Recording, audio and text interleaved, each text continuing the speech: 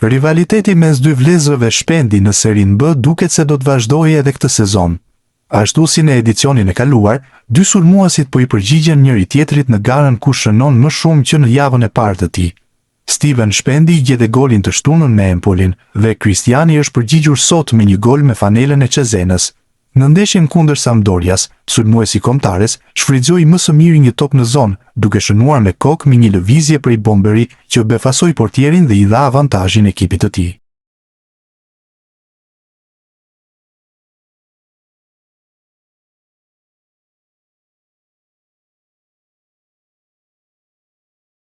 Ernest Muçi ka regjistruar asistin e tij të këtij sezoni, duke treguar se merret vesh mirë që tani me Mohamed Salah.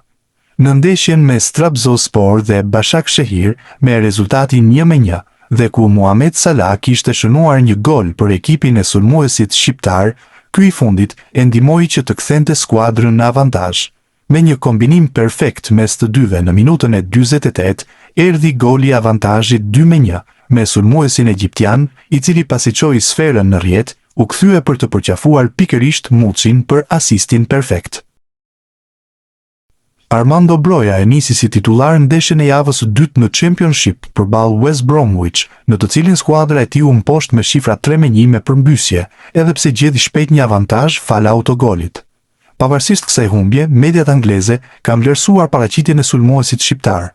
Burnley Express, portali që mbulon klubin anglez, i ka vendosur atij notën 6 për paraqitjen në ndeshjen e sotme.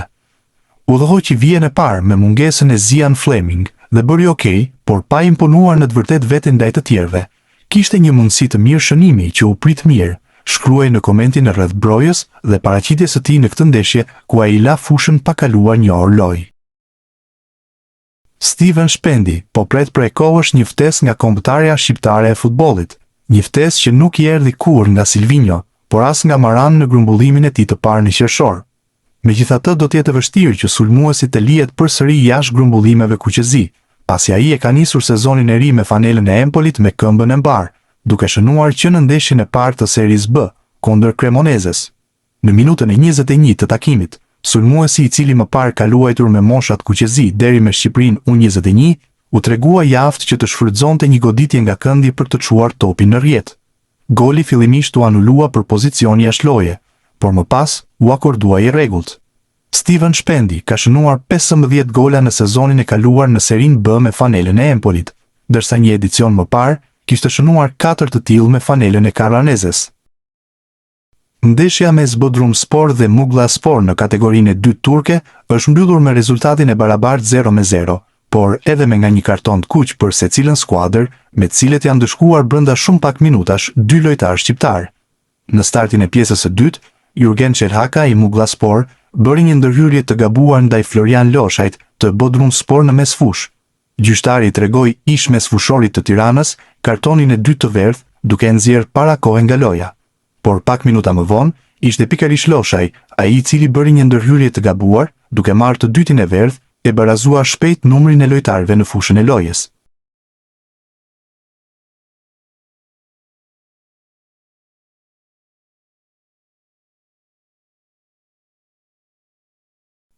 Sulmuesi kombëtares Rejmanaj nuk po kalon një moment të mirë me Sivasporin në Turqi dhe në javët e para të kampionatit ka zhgënjur në fushë. Presidenti i klubit turk, Burak Özçoban, ka dhënë informacion dhe për gjendjen e Rejmanajt, duke theksuar se sulmuesi shqiptar po punon intensivisht pas dëmtimit të pësuar në prill, por aktualisht i mungon ritmi i ndeshjeve. Gjatë një konferencë për mediat, Özçoban foli për situatën sportive dhe financiare të klubit, ndërsa u ndalte te disa prej lojtarëve të skuadrës.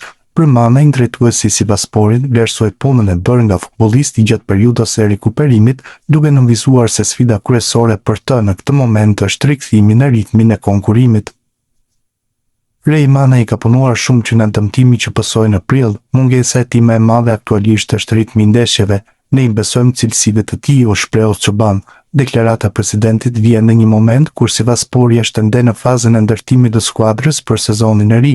Mane shihet si një prej lojtarëve të rëndësishëm të ekipit, por pas periudhës së gjatë jashtë fushave, rikthimi i tij në ritmin e plotë të ndeshjeve pritet të bëhet gradualisht.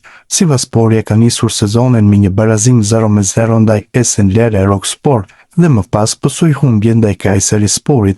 Vetë presidenti Yusuf Çoban kërkoi falje për humbjen e dytë dhe deklaroi se skuadra do të kërkojë ta korrigjojë këtë rezultat.